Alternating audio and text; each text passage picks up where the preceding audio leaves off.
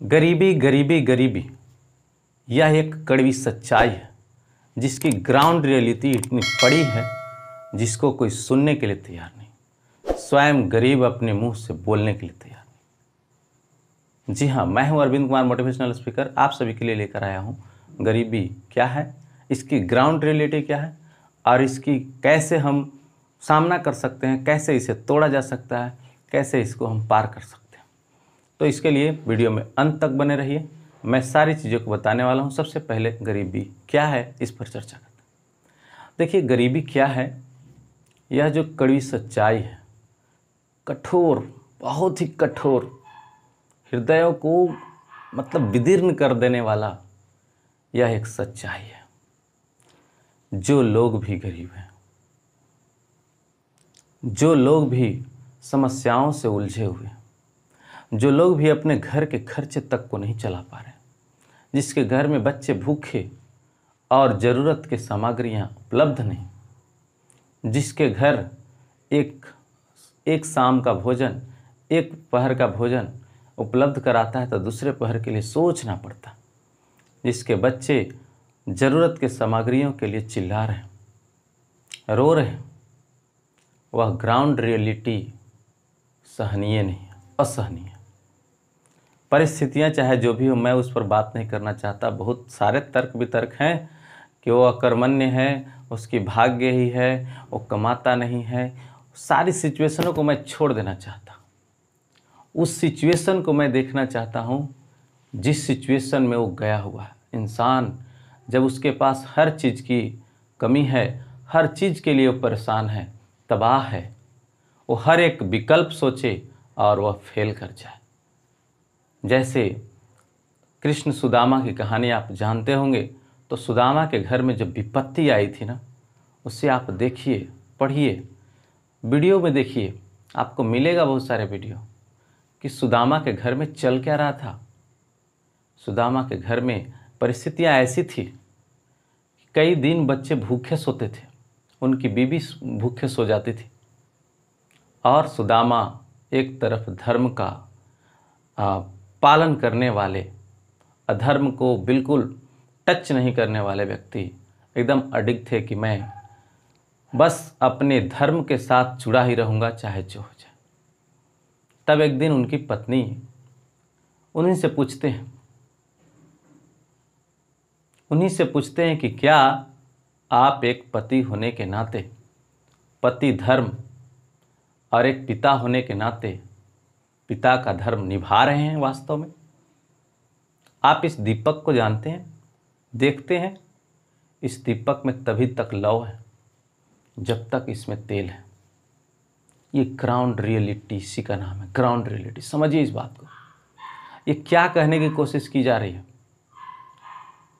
जब एक तरफ सुदामा ये बताते हैं कि मैं अधर्म से पैसा नहीं कमाना चाहता, तो दूसरी तरफ उनकी पत्नी ये पूछते हैं, ठीक है, आपके धर्म को मैं रिस्पेक्ट करता हूँ, आपके धर्म का मैं आदर करता हूँ, मैं भी चाहता हूँ कि धर्म को नहीं छोड़ा जाए, लेकिन क्या ये धर्म आपको पूर्ति कर रहा है?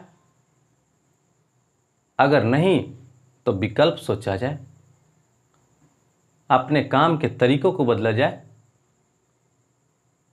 क्या आप पिता का धर्म, पति का धर्म निभा रहे हैं? बच्चे जो भूखे सो रहे हैं, क्या ये सही है? क्या एक पिता का धर्म है?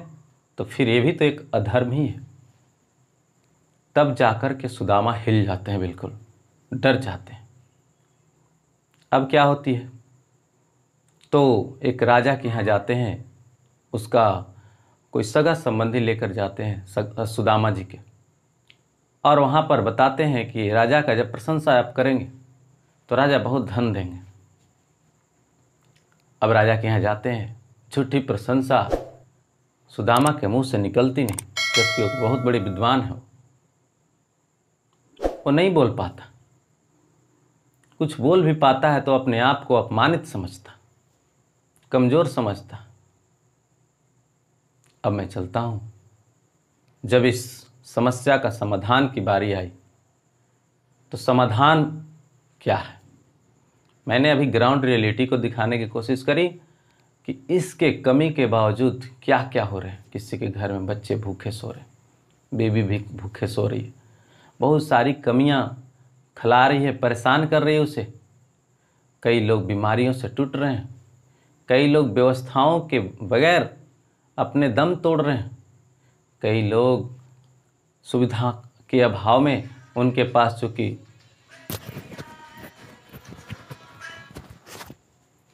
पास चूँकि पर्याप्त सुविधाएं नहीं हैं, पर्याप्त साधन नहीं, जिस कारण से वो अपने आप को सिमट करके रखे हुए। इस गरीबी ने तो उन्हें ऐसे बांध रखा है जैसे वो पिंजड़े में हो, जेल के 4 दीवारी के अंदर हो, जहाँ से सोच पाना मुश्किल। तो ये जो थॉट्स अबाउट पॉवर्टी है वो बहुत ही हिला देने वाली है। तो मैं सबसे पहले चर्चा किया कि ये क्या है, कितना ये दुखदाई है। अब हम बात करना चाहते कि क्या इसके कोई विकल्प भी हैं।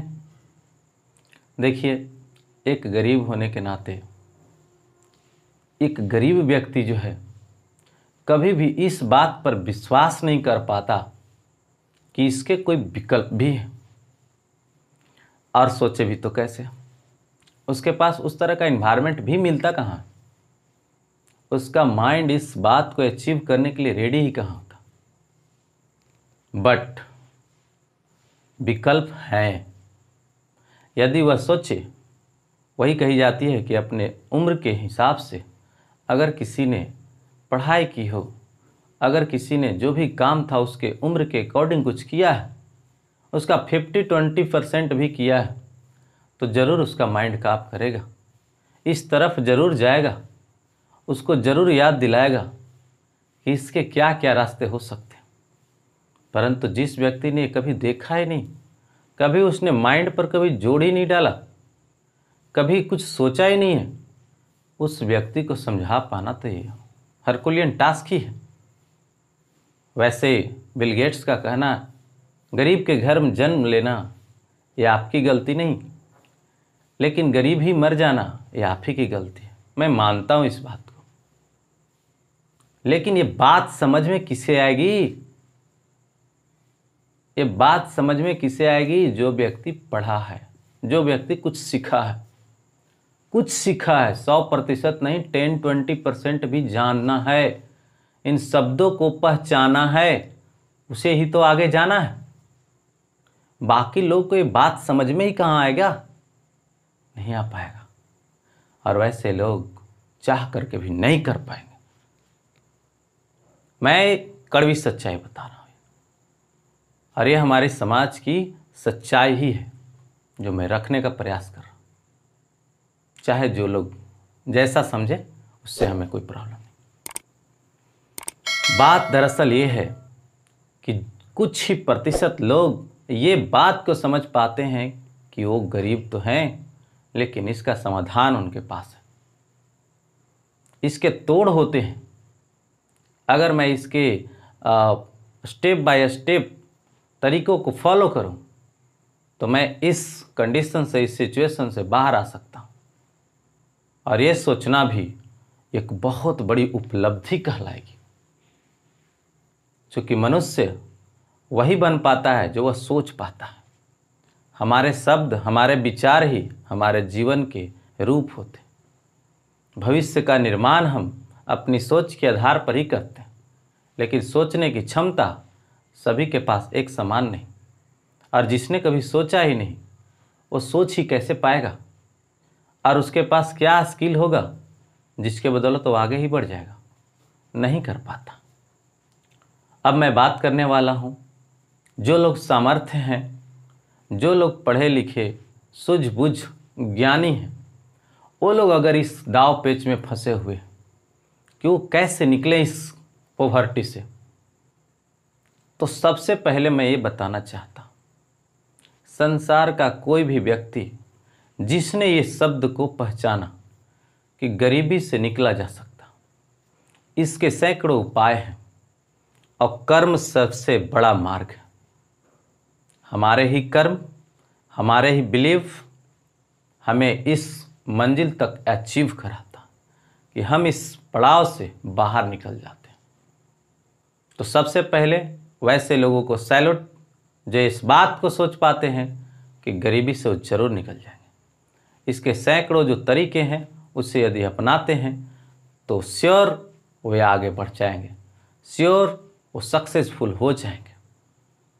तो ऐसे लोग बहुत ही सूझबूझ वाले हैं, उनकी दिमागें चल पा रही है, कम से कम ये सोचने के लिए वो रेडी हैं और आगे बढ़ने के लिए भी रेडी हैं।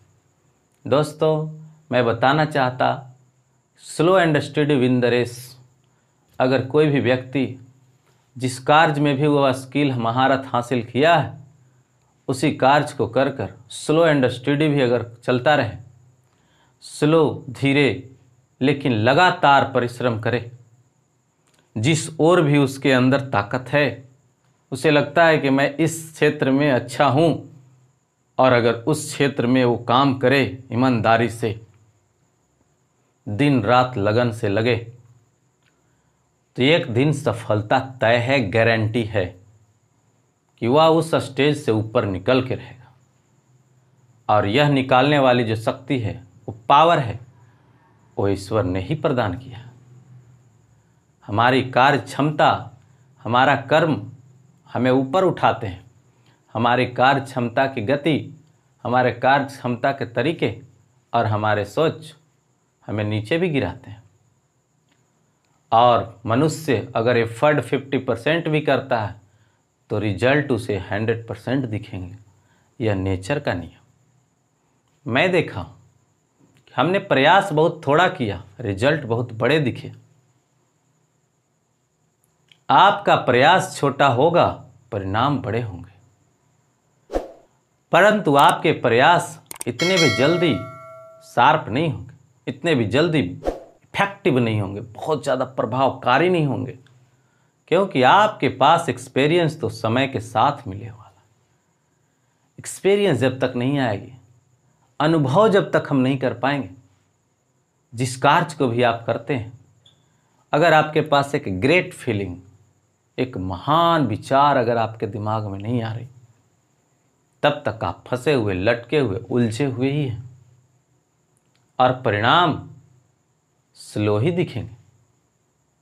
लेकिन मैं एफर्ट की जहां बात कर रहा हूं कि हम जितने एफर्ट लगाते हैं, प्रयास करते हैं, उससे कई गुना ज़्यादा रिजल्ट मिलते हैं। ये यथार्थ है। हम उतना नहीं करते जितना हमें रिजल्ट मिलता, हम तो उसके कई गुना छोटा काम करते, लेकिन रिजल्ट बहुत बड़े दिखते। ज़रूरत है एफर्ट डालने की, प्रयास करने की।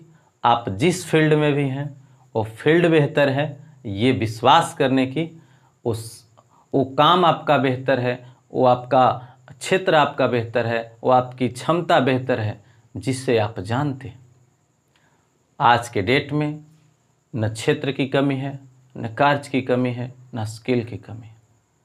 हर एक व्यक्ति के पास कोई न कोई बेहतरीन हुनर है, एक स्किल है, और यदि उस स्किल को व्यक्ति आइडेंटिफाई करके, पहचान करके उसे नित्य दिन करे, तो ज़रूर उसमें सफलता मिल पाएगी, और इस पॉवर्टी को ब्रेक करके बाउंस बैक कर जाएगा।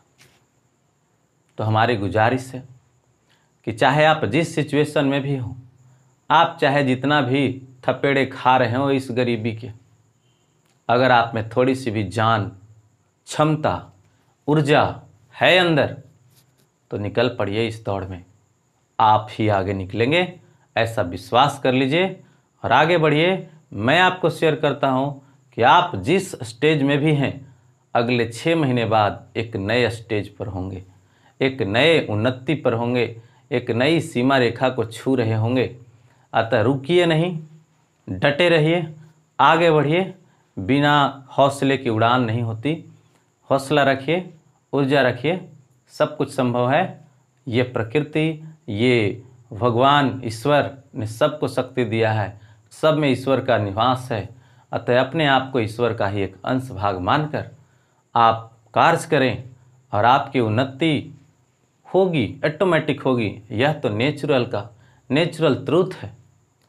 इटर्नल पावर जो है वो सबको सफलता दिलाती ही है। अतः बिना डरे बिना सहमे अपने कार्यों को गति देने का प्रयास करें। वीडियो को अंत तक देखने के लिए बहुत बहुत धन्यवाद। आपका दिन शुभ हो। आप इस कोरोना काल में भी अपने आप को बेहतर तरीके से बनाए रखें।